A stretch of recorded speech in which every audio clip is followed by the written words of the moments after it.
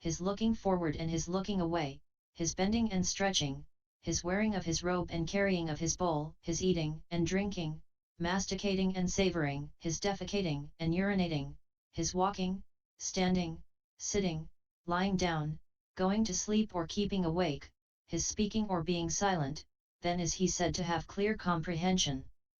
Mindful should you dwell, bhikkhus, clearly comprehending, thus I exhort you. Ambapali and the Likhavis. 16 Then Ambapali the courtesan came to know, the Blessed One, they say, has arrived at Vesali and is now staying in my mango grove.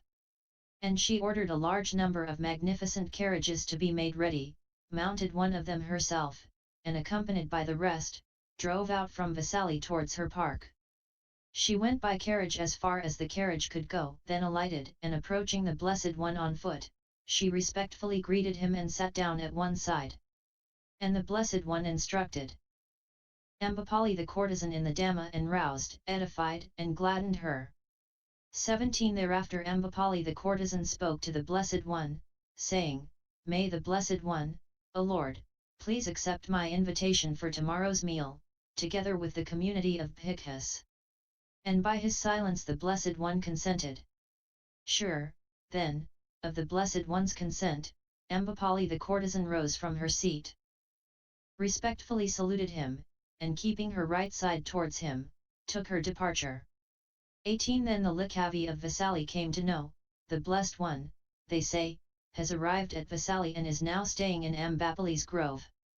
And they ordered a large number of magnificent carriages to be made ready, each mounted one, and accompanied by the rest, drove out from Vesali. Now, of these Likhavis, some were in blue, with clothing and ornaments all of blue, while others were in yellow, red, and white. 19 And it so happened that Ambapali the courtesan drove up against the young Likhavis, axle by axle, wheel by wheel, and yoke by yoke. Thereupon the Likhavis exclaimed, Why do you drive up against us in this fashion, Ambapali? Thus it is, indeed, my princes, and not otherwise. For the Blessed One is invited by me for tomorrow's meal, together with the community of bhikkhus. Give up the meal, Ambapali, for 100,000. But she replied, Even if you were to give me Vesali, sirs, together with its tributary lands, I would not give up a meal of such importance. Then the Likhavis snapped their fingers in annoyance. See, friends. We are defeated by this mango lass. We are utterly outdone by this mango lass. But they continued on their way to Ambapali's grove. 20 And the Blessed One beheld the Likhavis from afar, as they drove up. Then he spoke to the bhikkhus, saying, Those of you, bhikkhus, who have not yet seen the 33 gods, may behold the assembly of the Likhavis, and may gaze on them, for they are comparable to the assembly of the 33 gods. 21 Then the Likhavis drove their carriages as far as the carriages could go, then alighted, and approaching the Blessed One on foot, they respectfully greeted him and sat down at one side. The Blessed One instructed the Likhavis in the Dhamma, and roused, edified, and gladdened them. 22 Thereafter the Likhavis spoke to the Blessed One, saying, May the Blessed One, O Lord, please accept our invitation for tomorrow's meal, together with the community of bhikkhus. The invitation for tomorrow's meal, Likhavis, has been accepted by me from Ambapali the courtesan. Then the Likhavis snapped their fingers in annoyance. See, friends. We are defeated by this mango lass. We are utterly outdone by this mango lass. And then the Likhavis, approving of the Blessed One's words and delighted with them, rose from their seats, respectfully saluted him, and keeping their right sides towards him, took their departure. 23 Then, after the night had passed, Ambapali the courtesan had choice food, hard and soft, prepared in her park, and announced it to the Blessed One, It is time, O Lord, the meal is ready. Thereupon the Blessed One got ready in the forenoon, and taking bowl and robe, he went together with the community of bhikkhus to Ambapali's dwelling, and there he took the seat prepared for him. And Ambapali herself attended on the community of bhikkhus headed by the Buddha, and served them with choice food, hard and soft. 24 And when the Blessed One had finished his meal and had removed his hand from his bowl, Ambapali the courtesan took a low seat, and placing herself at one side, spoke to the Blessed One, saying, "This park, O Lord, I offer to the community of bhikkhus headed by the Buddha." And the Blessed One accepted the park. He then instructed Ambapali in the Dhamma, and having roused, edified, and gladdened her, he rose from his seat and departed. 25 And also at Vaisali, in Ambapali's grove, the Blessed One often gave counsel to the bhikkhus thus: such and such is virtue, such and such is concentration, and such is wisdom. Great becomes the fruit, great is the gain of concentration when it is fully developed by virtuous conduct, great becomes the fruit, great is the gain of wisdom when it is fully developed by concentration, utterly freed from the taints of lust. Becoming, and ignorance is the mind that is fully developed in wisdom. 26 When the Blessed One had stayed in Ambapali's grove as long as he pleased, he spoke to the Venerable Ananda, saying, "Come, Ananda, let us go to the village of Bulava." "So be it, Lord." And the Blessed One took up his abode in the village of Bulava together with a large community of bhikkhus. The Blessed One's deadly sickness. 27 At that time the Blessed One spoke to the bhikkhus, saying, "Go now, bhikkhus, and seek shelter anywhere in the neighborhood of Vaisali where you are welcome, among acquaintances and friends, and there spend the rainy season. As for me, I shall spend the rainy season in this very place, in the village of Bulava." "So be it, O Lord," the bhikkhus said. 28 But when the Blessed One had entered upon the rainy season, there arose in him a severe illness, and sharp and deadly pains came upon him. And the Blessed One endured them mindfully, clearly comprehending and unperturbed. 29 Then it occurred to the Blessed One, "It would not be fitting if I came to my final passing away without addressing those who attended on me, without taking leave of the community of bhikkhus. Then let me suppress this illness by strength of will, resolve to maintain the life process, and live on." 30 And the Blessed One suppressed the illness by strength of will, resolved to maintain the life process, and lived on. So it came about that the Blessed One's illness was allayed. 31 And the Blessed One recovered from that illness, and soon after his recovery he came out from his dwelling place and sat down in the shade of the building, on a seat prepared for him.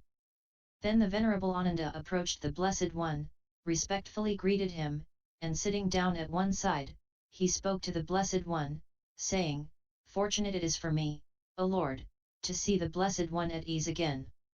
Fortunate it is for me, O Lord, to see the Blessed One recovered. For truly, Lord, when I saw the Blessed One's sickness it was as though my own body became weak as a creeper, everything around became dim to me, and my senses failed me. Yet, Lord, I still had some little comfort in the thought that the Blessed One would not come to his final passing away until he had given some last instructions respecting the community of bhikkhus." 32 Thus spoke the Venerable Ananda, but the Blessed One answered him, saying, "What more does the community of bhikkhus expect from me, Ananda? I have set forth the Dhamma without making any distinction of esoteric and exoteric doctrine. There is nothing, Ananda, with regard to the teachings that the Tathagata holds to the last with the closed fist of a teacher who keeps some things back. Whosoever may think that it is he who should lead the community of bhikkhus, or that the community depends upon him, it is such a one that would have to give last instructions respecting them. But, Ananda, the Tathagata has no such idea as that it is he who should lead the community of bhikkhus, or that the community depends upon him. So what instructions should he have to give respecting the community of bhikkhus? Now I am frail, Ananda, old, aged, far gone in years. This is my 80th year, and my life is spent. Even as an old cart, Ananda, is held together with much difficulty, so the body of the Tathagata is kept going only with supports. It is, Ananda, only when the Tathagata, disregarding external objects, with the cessation of certain feelings, attains to and abides in the signless concentration of mind, 19 that his body is more comfortable. 33 Therefore, Ananda, Be islands unto yourselves, refuges unto yourselves, seeking no external refuge, with the Dhamma as your island, the Dhamma as your refuge, seeking no other refuge. And how, Ananda, is a bhikkhu an island unto himself, a refuge unto himself, seeking no external refuge, with the Dhamma as his island, the Dhamma as his refuge, seeking no other refuge. 34 When he dwells contemplating the body in the body, earnestly, clearly comprehending, and mindfully, after having overcome desire and sorrow in regard to the world, when he dwells contemplating feelings in feelings, the mind in the mind, and mental objects in mental objects, earnestly, clearly comprehending, and mindfully, after having overcome desire and sorrow in regard to the world, then, truly, he is an island unto himself, a refuge unto himself, seeking no external refuge, having the Dhamma as his island, the Dhamma as his refuge, seeking no other refuge. 35 Those bhikkhus of mine, Ananda, who now or after I am gone, abide as an island unto themselves, as a refuge unto themselves, seeking no other refuge, having the Dhamma as their island and refuge, seeking no other refuge, it is they who will become the highest. 20 If they have the desire to learn. Part 3, Relinquishing the Will to Live. The Blessed One's Prompting. 1 Then the Blessed One, getting ready in the forenoon, took bowl and robe and went into Vesali for alms. After the alms round and meal, on his return, he spoke to the Venerable Ananda, saying, Take up a mat, Ananda, and let us spend the day at the Kapila shrine. So be it, Lord. And the Venerable Ananda took up a mat and followed behind the Blessed One, step by step. 2 And the Blessed One went to the Kapila shrine and sat down on the seat prepared for him. And when the Venerable Ananda had seated himself at one side after he had respectfully saluted the Blessed One, the Lord said to him, Pleasant, Ananda, is Vesali, pleasant are they. Shrines of Udana, Gaudamaka, Sadambaka, Bahuputa, Sarandada, and Kapila. 3 And the Blessed One said, Whosoever, Ananda, has developed, practiced, employed, strengthened, maintained, scrutinized, and brought to perfection the 4 constituents of psychic power could, if he so desired, remain throughout a world period or until the end of it. The Tathagata, Ananda, has done so.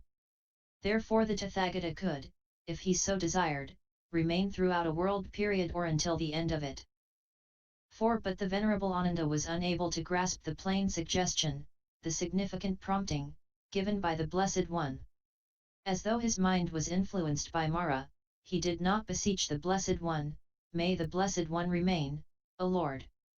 May the Happy One remain, O Lord, throughout the world period, for the welfare and happiness of the multitude, out of compassion for the world, for the benefit, well-being, and happiness of gods and men. 5 And when for a second and a third time the Blessed One repeated his words, the Venerable Ananda remained silent.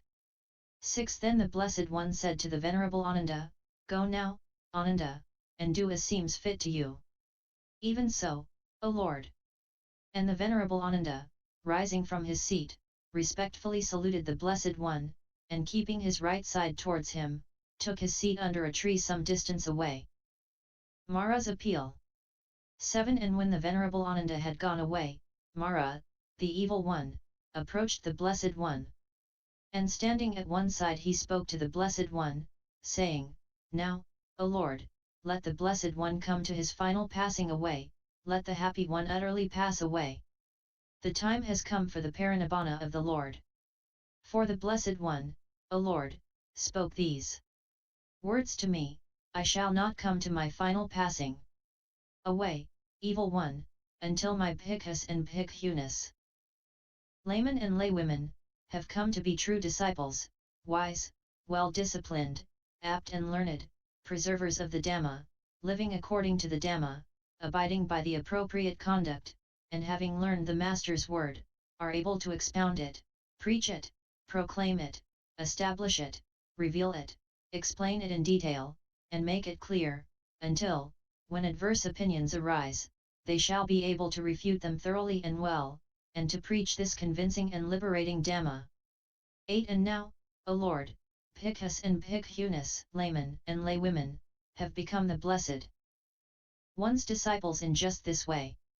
So, O Lord, let the Blessed One come to his final passing away. The time has come for the parinibbana of the Lord.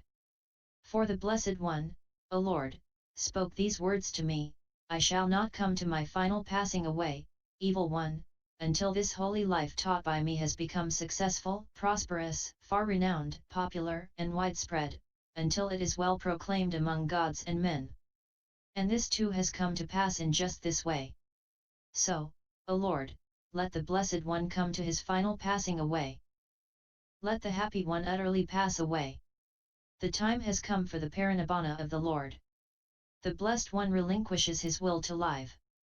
9 When this was said, the Blessed One spoke to Mara, the evil one, saying, Do not trouble yourself, evil one. Before long the parinibbana of the Tathagata will come about. 3 months hence the Tathagata will utterly pass away. 10 And at the Kapila shrine the Blessed One thus mindfully and clearly comprehending renounced his will to live on. And upon the Lord's renouncing his will to live on, there came a tremendous earthquake, dreadful and astonishing, and thunder rolled across the heavens. And the Blessed One beheld it with understanding, and made this solemn utterance. What causes life, unbounded or confined, his process of becoming, this the sage renounces. With inward calm and joy he breaks, as though a coat of mail, his own life's cause. 11 Then it came to the mind of the Venerable Ananda, marvelous it is indeed, and most wonderful. The earth shakes mightily, tremendously. Dreadful and astonishing it is, how the thunders roll across the heavens. What could be the reason, what the cause, that so mighty an earthquake should arise? 8 Causes of earthquakes. 12 And the Venerable Ananda approached the Blessed One, and respectfully greeting him, sat down at one side. Then he spoke to the Blessed One, saying, Marvelous it is indeed, and most wonderful. The earth shakes mightily, tremendously. Dreadful and astonishing it is how the thunders roll across the heavens. What could be the reason, what the cause, that so mighty an earthquake should arise? 13 Then the Blessed One said, There are 8 reasons, Ananda, 8 causes for a mighty earthquake to arise. What are those 8? 14 This great earth, Ananda, is established upon liquid, the liquid upon the atmosphere, and the atmosphere upon space. And when, Ananda, mighty atmospheric disturbances take place, the liquid is agitated. And with the agitation of the liquid, tremors of the earth arise. This is the first reason, the first cause for the arising of mighty earthquakes. 15 Again, Ananda, when an ascetic or holy man of great power, one who has gained mastery of his mind, or a deity who is mighty and potent, develops intense concentration on the delimited aspect of the earth element, and to a boundless degree on the liquid element, he, too, causes the earth to tremble, quiver, and shake. This is the second reason, the second cause for the arising of mighty earthquakes. 16-21 Again, Ananda, when the Bodhisattva departs from the Tasita realm and descends into his mother's womb, mindfully and clearly comprehending, and when the Bodhisattva comes out from his mother's womb, mindfully and clearly comprehending, and when the Tathagata becomes fully enlightened in unsurpassed, supreme enlightenment, when the Tathagata sets rolling the excellent wheel of the Dhamma, when the Tathagata renounces his will to live on, and when the Tathagata comes to pass away into the state of nibbana in which no element of clinging remains, then, too, Ananda, this great earth trembles, quivers, and shakes. These, Ananda, are the 8 reasons, the 8 causes for a great earthquake to arise. 8 Assemblies. 22 Now there are 8 kinds of assemblies, Ananda, that is to say, assemblies of nobles, Brahmins, householders, ascetics, of the 4 great kings, of the 33 gods, of Maras and of Brahmas.